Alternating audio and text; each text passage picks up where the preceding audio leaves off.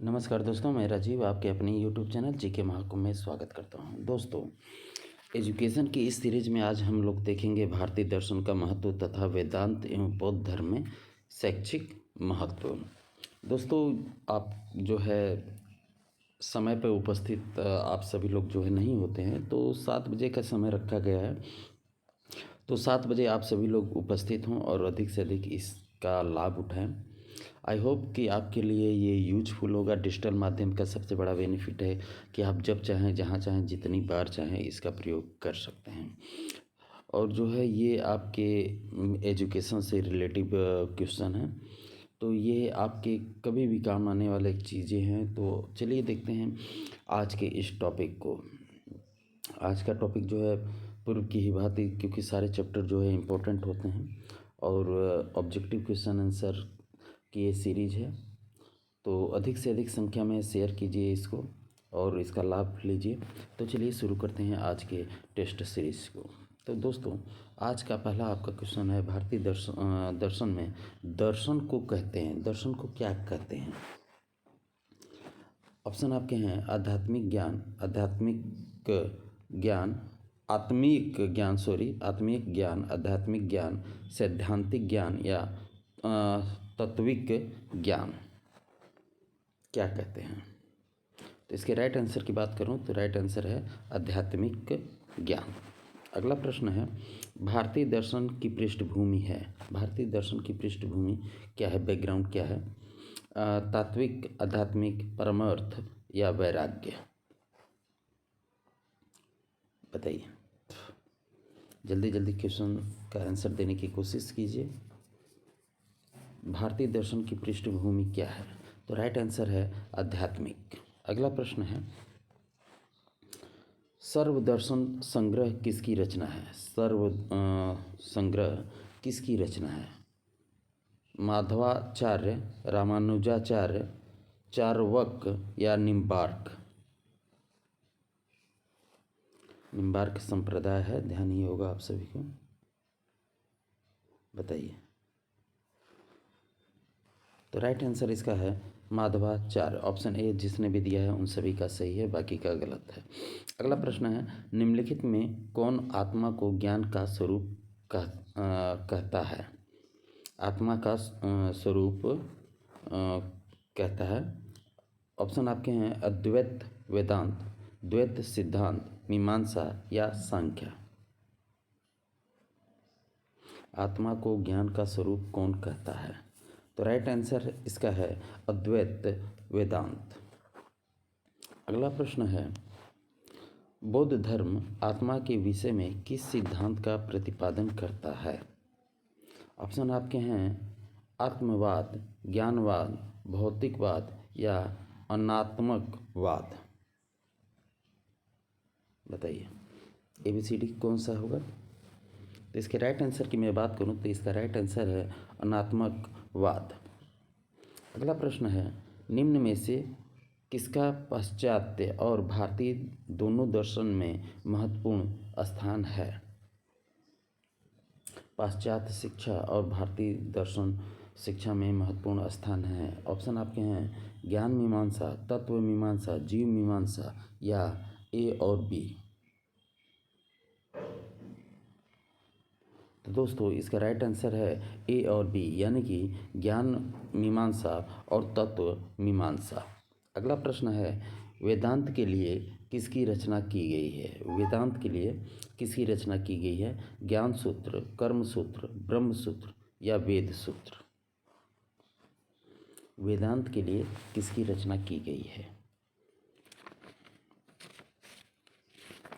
इसमें टोटल जो है 40 प्रश्न ही हैं। टॉपिक वाइज जो है मैंने इन क्वेश्चनों को मेंशन किया है, जिससे आपको पढ़ने में आसानी रहे। तो अगर मैं इसके राइट आंसर की बात करूं, वेदांत के लिए किसकी रचना की गई है, तो राइट आंसर है ब्रह्म सूत्र। अगला प्रश्न है, वेदांत शब्द का प्रयोग सर्वप्रथम किस में किया गया? ऑप्शन आपके हैं पुराण, धर्म सूत्र, उपनिषद या शास्त्र? वेदांत शब्द का प्रयोग सर्वप्रथम किस में किया गया? तो इसका राइट आंसर है उपनिषद में किया गया है। अगला प्रश्न है, ब्रह्मसूत्र की रचना किसने की? ऑप्शन आपके हैं कपिल मुनि, शंकराचार्य,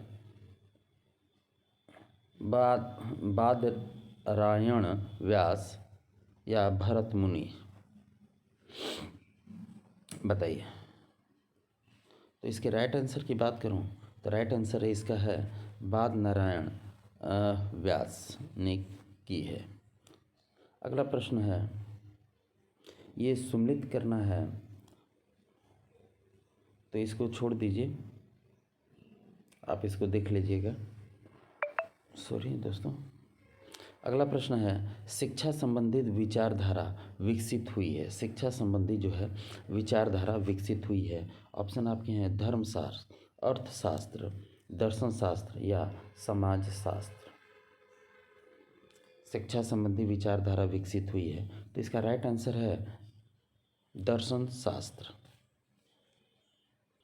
अगला प्रश्न आपका है, मनुष्य जीवन को कितने आश्रमों में बांटा गया है?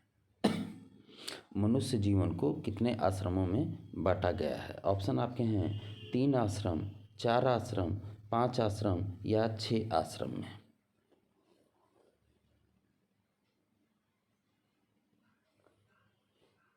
जल्दी जल्दी राइट आंसर करने की कोशिश कीजिए।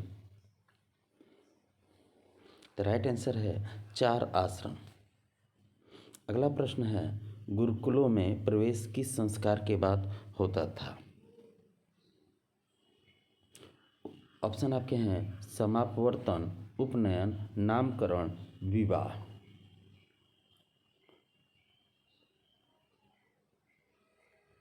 गुरुकुलों में प्रवेश किस संस्कार के बाद होता था?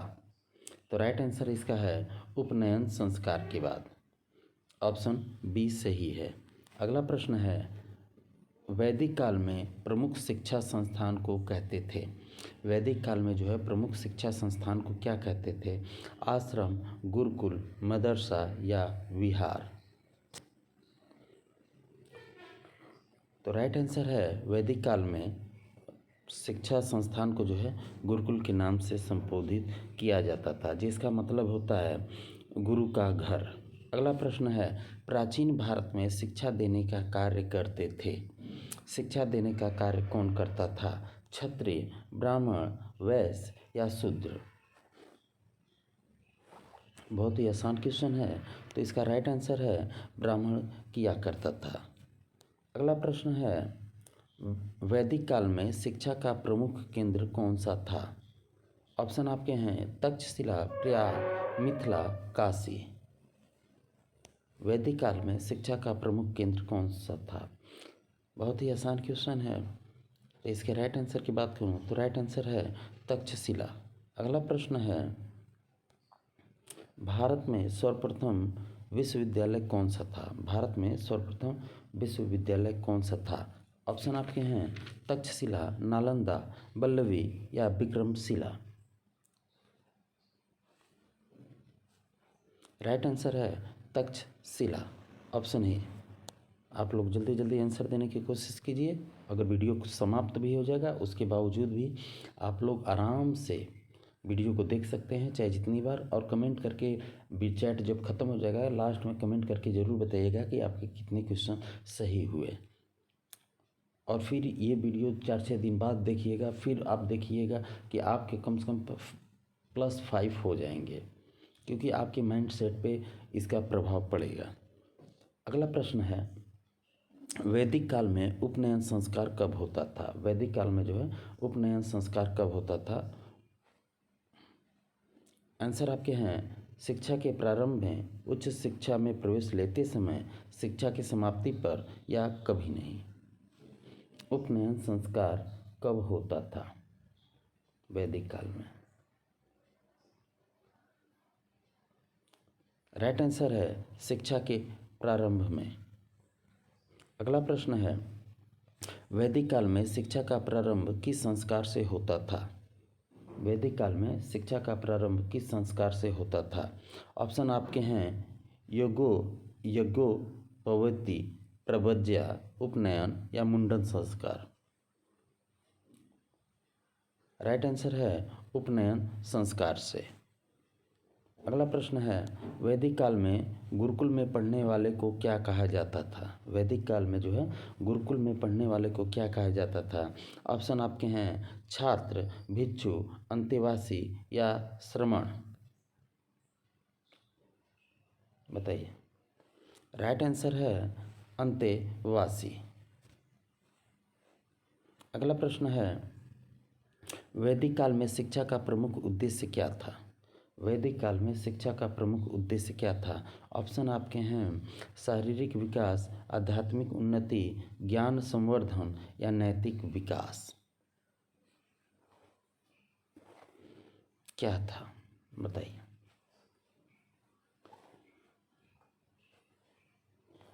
तो इसके राइट आंसर की मैं बात करूं तो राइट आंसर है आध्यात्मिक उन्नति। Option B is right. अगला प्रश्न है बौद्ध काल में मुख्य शिक्षा संस्थाओं को क्या कहा जाता था।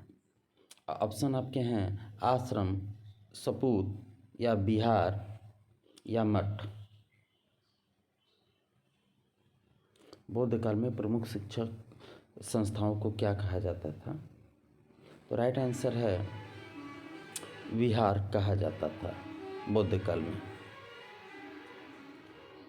अगला प्रश्न है तक्षशिला विश्वविद्यालय स्थित था। तक्षशिला जो विश्वविद्यालय था वह कहाँ स्थित था।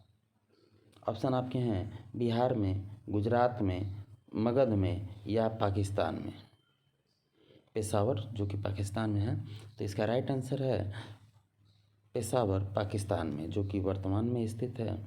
अगला प्रश्न उस समय भारत में ही था। अगला प्रश्न है विनय पिटक धर्म ग्रंथ संबंधी है। ऑप्शन आपके हैं हिंदू धर्म, इस्लाम धर्म, बौद्ध धर्म या ईसाई धर्म। विनय पिटक का संबंध किससे है ये भी ऑप्शन कर सकता है। तो राइट आंसर इसका मैं बात करूं तो ऑप्शन सी बौद्ध धर्म। अगला प्रश्न है बौद्ध काल में शिक्षा आरंभ करने की आयु क्या थी। बौद्ध काल में शिक्षा आरंभ करने की आयु क्या थी। ऑप्शन आपके हैं 8, 9, 10, 13। राइट आंसर है बौद्ध काल में शिक्षा आरंभ करने की आयु 8 वर्ष थी। अगला प्रश्न है विक्रमशिला विश्वविद्यालय की स्थापना हुई थी। ऑप्शन आपके हैं बौद्ध काल में, वैदिक काल में, ब्रिटिश काल में या मुस्लिम काल में।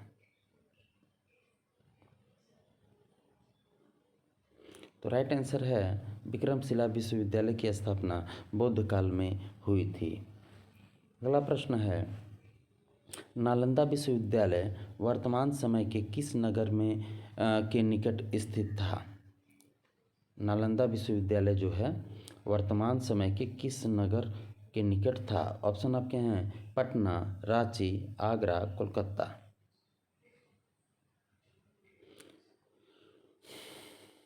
तो राइट आंसर है पटना के निकट स्थित था। अगला प्रश्न है बौद्धकालीन शिक्षा का प्रारंभ किस संस्कार के बाद होता था। बौद्धकालीन शिक्षा का प्रारंभ किस संस्कार के बाद होता था। ऑप्शन आपके हैं प्रव्रज्या, उपनयन, उपसंपदा या समापवर्तन।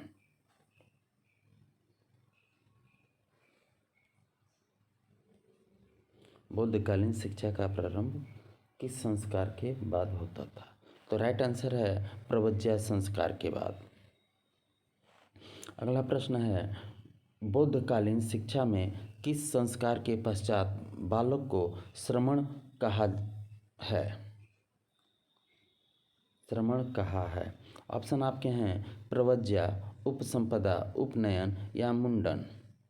कौन सा संस्कार के बाद कहा गया है। तो राइट आंसर की बात करूं तो प्रव्रज्या संस्कार के बाद। अगला प्रश्न है प्रव्रज्या संस्कार का संबंध है। प्रव्रज्या संस्कार का संबंध किससे है। वैदिक, मुस्लिम, बौद्ध, ब्रिटिश। किससे है। तो राइट आंसर है बौद्ध एजुकेशन सिस्टम से है। अगला प्रश्न है बौद्ध मठों एवं विहारों में शिक्षा का माध्यम कौन सी भाषा थी। बौद्ध मठों एवं विहारों में शिक्षा का माध्यम कौन सी भाषा थी। ऑप्शन आपके हैं संस्कृत, पाली, हिंदी मराठी। तो राइट आंसर है पाली भाषा थी। अगला प्रश्न है, भारत का सर्वप्रथम विश्वविद्यालय कौन सा था? भारत का सर्वप्रथम विश्वविद्यालय कौन सा था? दोस्तों एक चीज़ ध्यान दीजिएगा आप लोग, एक क्वेश्चन इसके पीछे मैंने पूछा था कि भारत में, वहाँ पे में था और यहाँ पे क्वेश्चन है भारत का, दोनों में डिफरेंट है। तो वहाँ पे जो आंसर था भारत में सर्वप्रथम विश्वविद्यालय कौन सा था, भारत में सर्वप्रथम, ध्यान दीजिएगा। लेकिन यहाँ पे मैंने क्या क्वेश्चन पुट अप किया, भारत का सर्वप्रथम विश्वविद्यालय कौन सा था?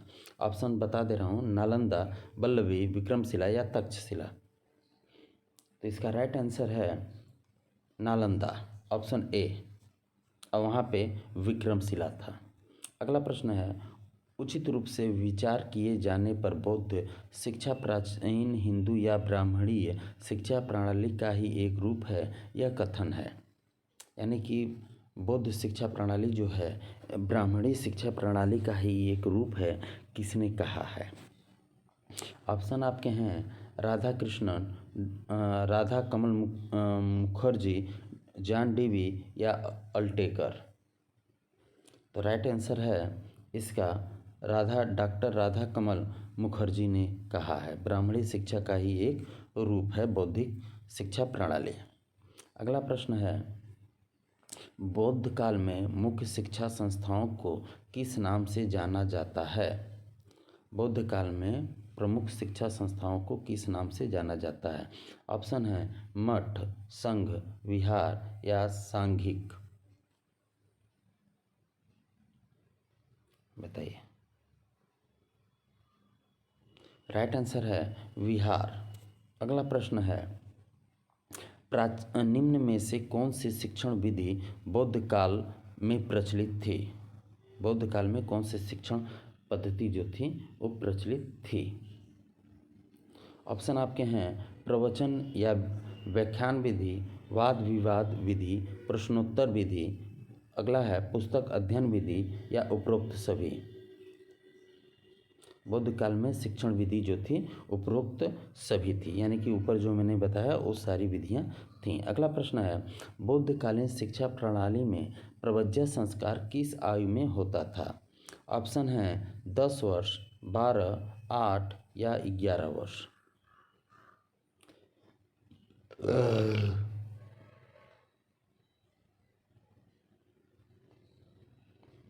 राइट आंसर है इसका 8 वर्ष। अगला प्रश्न है, उपसंपदा संस्कार किस आयु में संपन्न किया जाता था? ऑप्शन है 20 वर्ष, 24 वर्ष, 24 यहाँ पे 2 बार हो गया है, और 23 वर्ष। उपसंपदा संस्कार जो है किस आयु में संपन्न किया जाता था? तो राइट आंसर इसका है 20 वर्ष। अगला प्रश्न है, स्त्रियों के संघ में प्रवेश करने की आज्ञा से स्त्री शिक्षा को विशेष रूप से समाज के कुलीन एवं व्यावसायिक वर्गों की स्त्रियों की शिक्षा को बहुत अत्यधिक प्रोत्साहन मिला, यह किसने कहा? ऑप्शन आपके हैं doctor Altekar, doctor Mukherjee, doctor Radhakrishnan या जॉन डीवी।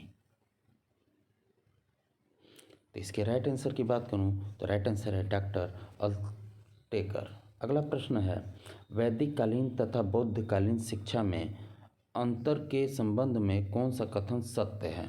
यहाँ पर सत्य पूछ रहा है। तो ऑप्शन आपके हैं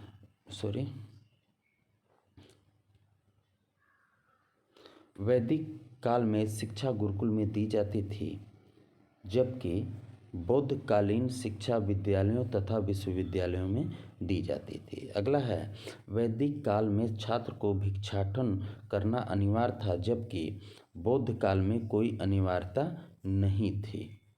अगला है, वैदिक काल में शिक्षा का माध्यम संस्कृत था, जबकि बौद्ध काल में शिक्षा का माध्यम पाली या स्थानीय भाषा थी। अगला है, उपयुक्त सभी कथन सत्य हैं। तो इसमें जितने भी कथन ऊपर में हैं ये सारे कथन सत्य हैं। अगला प्रश्न है, प्रव्रज्या के पश्चात नवीन भिक्षु कहलाते थे। प्रव्रज्या के पश्चात जो है नवीन भिक्षु क्या कहलाते थे? ऑप्शन आपके हैं सिद्धि, विहारक भिक्षु, सामनेर या सांघिक, क्या कहलाते थे? तो दोस्तों इसका राइट आंसर है सामनेर। तो इस प्रकार से आपके ये प्रश्न जो है कंप्लीट हुए। कमेंट करके ज़रूर बताइएगा कि आपके कितने प्रश्न जो है सही हुए हैं। और ख्याल रखिए अपना और पढ़ते रहिए। धन्यवाद।